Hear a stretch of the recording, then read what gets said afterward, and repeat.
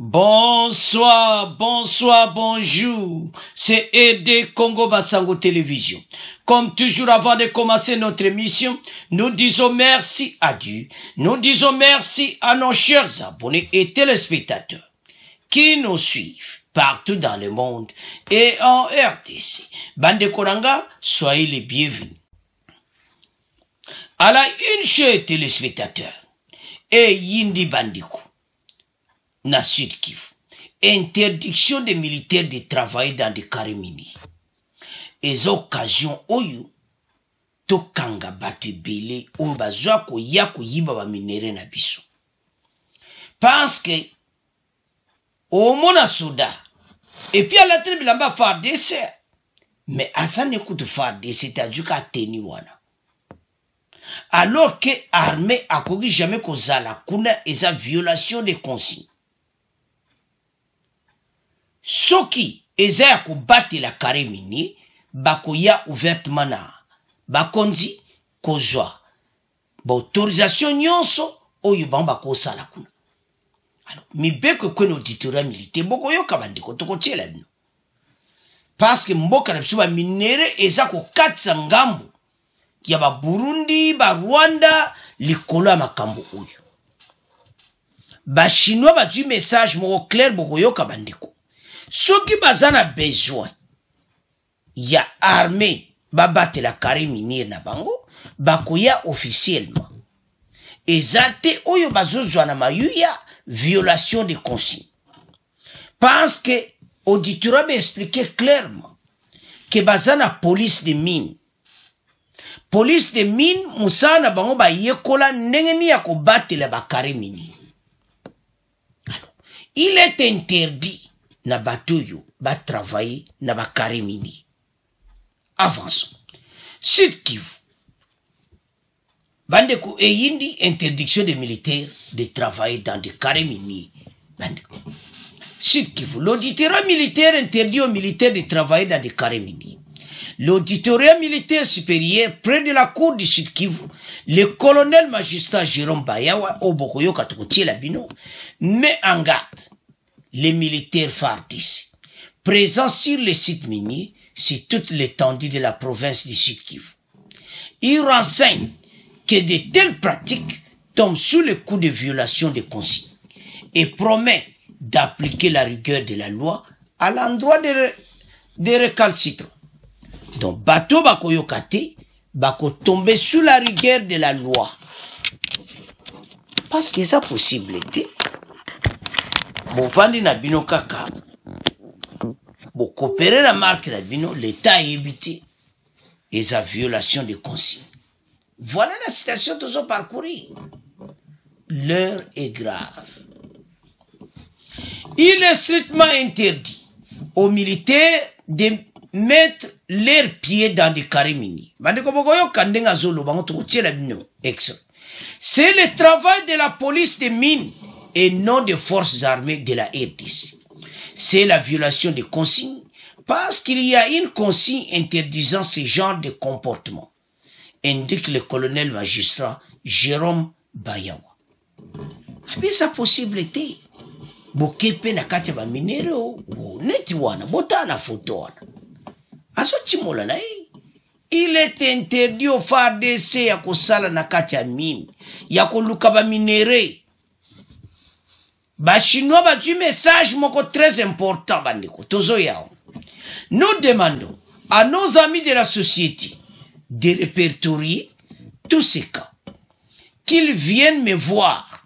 Nous allons demander à l'autorité provinciale de mettre des moyens à notre disposition. Pourquoi pas une équipe mixte, gouvernorat, FARDC, police nationale congolaise, ANR, DGM, auditoria pour effectuer une descente, a-t-il ajouté. Parce que cause à peine à ma fausse information. Boya koyebisa auditoria. Ba okende sur place. Partout. Pourquoi makambo ekwe? Parce que neti o ezana siwana. Wana za FARDC tenu ezana siwana. La tenu armée na bisote. Eza ba rebelle. Ozomona. Ndenge bako pekisa bangwe kozwa pe occasion ya ke ba rebelle moyen ba ya lisuna ba carré minier ezati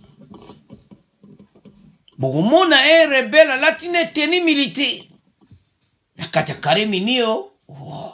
Abani ko chimola situation ekomi maintenant en tout cas bakonzi pena batelemeli makambo oyo ete na bakare minier balisi komona forces armées te na bakare minier alors eza kitoko te parce que il faut batika makambo oyo ba démarche oyo ete batika yango alors voilà la situation ete na bakare minier bakozala lisuti maintenant gouvernement asengi boy ba y a un contrôle soki ba yoki sango base l'équipe moko mix alors to yoka nan message y a colonel magistrat Jérôme Bayawa ndenga zo maître bato en garde maître ba militaire en garde bon to avancer l'émission na biso. Une mise en garde sévère est lancée à l'encontre des militaires FARDC présents sur le site minier sur toute l'étendue de la province du Sud Kivu. L'auditeur militaire supérieur près la cour militaire du Sud Kivu qui lance ce message renseigne que de telles pratiques tombent sous les coups de violation des consignes. Le colonel magistrat Jérôme Bayawa promet d'appliquer la rigueur de la loi à l'endroit des récalcitrants. Il est au micro de Jean Kassami. Il est strictement interdit aux militaires de mettre leurs pieds dans des carrés minés. Ça c'est le travail de la police de mine, mais pas les éléments des forces armées de la République démocratique du Congo. C'est la violation des consignes, puisqu'il y a une consigne interdisant ce genre de comportement.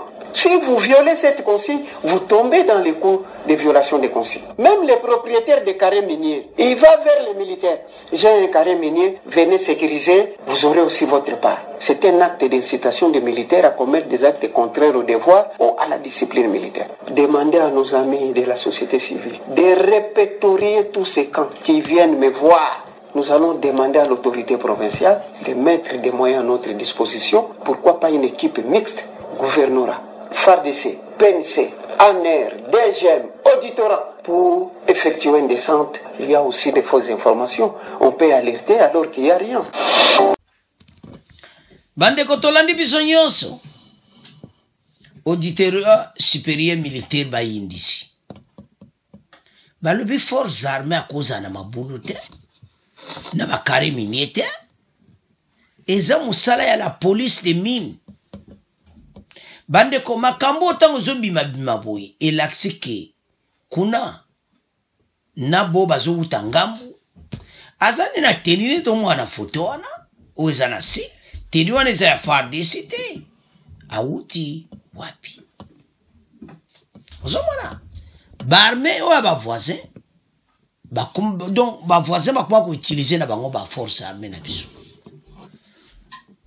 bagroupe armé mpona kobenda baplan alors situation eza situation moko très important oyo basuli toko koaccepte te eza soni tala FARDC wana pena FARDC na teni na biso nasema azotimola na nsima chinois alors bayebisi bachinois très clair que nous demandons à la société civile batala bato oyo parce que bango moko basociété soki baza na besoin bakutana na bakonzi so baza na besoin ya aide mpona kosécuriser carré minier na mo bafutela mbongo na l'état bakutana na bakonzi.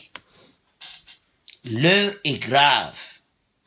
Situation ndenge yindi bandeko eza sombo parce que armée na biso baza so talibien eza boulot ya police de mine c'est que bango baza kosala violation des consignes oyo akokende prison kosakana te auditorat militaire babetisi te tozomona mikolo koya ete makambo ekosila.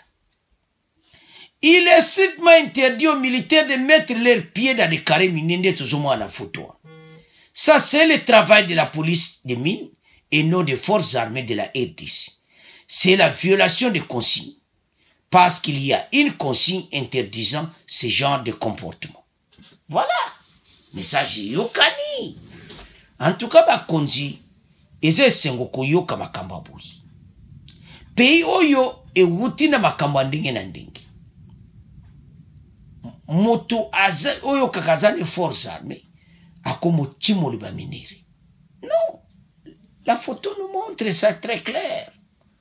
Comment yo faire des choses ya kuwela ba minere na kati ya mai pozo gunzama na munduki nona lipeka. Voilà. Non. Eza possible ti. Bazoya kuyiba ba minere. Eza mabei. Voilà situation ndenge yindi na Sud Kivu. Bandeko makambo bana ngokala. Pays na pseza ko dirigame ndenge moko na ebite ba ministre ba leki liboso afachi et tout ça. Na état pays comme lelo et so sala soni. C'est pays ko koma buiti. Que batu ba koma ba soda ba koma ko timola ka ba minere. Donc loi o ndenge pesami esale propre. Ba pekisa bango pona libela. Et puis ils ont l'opportunité pe toko kanga ben filtré. Parce que mi beko luki soda ko zati. Donc tant boya bo kangi bo boya okuta na soda la ti teni mazane fardesi.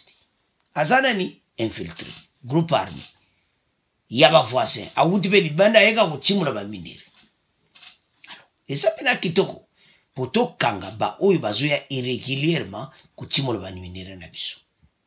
Ça propriétaire. Boye uniquement. Bino boza bateau ba kelaka. Et puis pe balune ba karimine tout ça na ba police de mine tout ça besoin faire des CT. Donc au faire des ça ça les a illégal. Ils a condamné. Baza contre. Voilà la situation de comme nango bandiko. Donc et comme il travaille mo ba konziba landele yango très bien. Parce que ko aider ba recette na mboka na biso. Alors bandiko nanga c'est à ce point comment clôturer mission na biso. Vous continuez à s'abonner massivement. Au revoir. À la prochaine.